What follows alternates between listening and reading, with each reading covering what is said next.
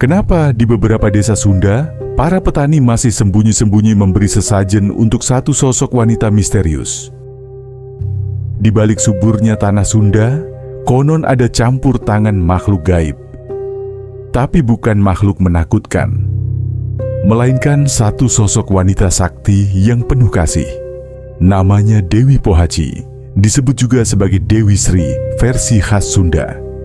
Ia dipercaya sebagai roh penjaga tanaman padi dan keseimbangan alam. Dalam kepercayaan lama, ia tinggal di antara sawah, hutan bambu, dan aliran sungai kecil. Saat musim tanam dimulai, para petani dulu akan menggelar hajat bumi dengan doa khusus agar Dewi Pohaci memberkahi panen. Kalau tidak dihormati, tanah bisa kering atau hama datang tak terkendali. Sosoknya sering digambarkan memakai kebaya kuning emas, membawa bokor berisi benih padi emas, dan senyumnya menenangkan. Namun ia juga bisa murka jika ekosistem dirusak. Sampai sekarang, di beberapa desa, petani tua masih membisikkan doa ke arah pohon tua dekat sawah. Katanya, itu rumah Dewi Pohaci. Mitos atau tidak, sawah mereka memang selalu hijau.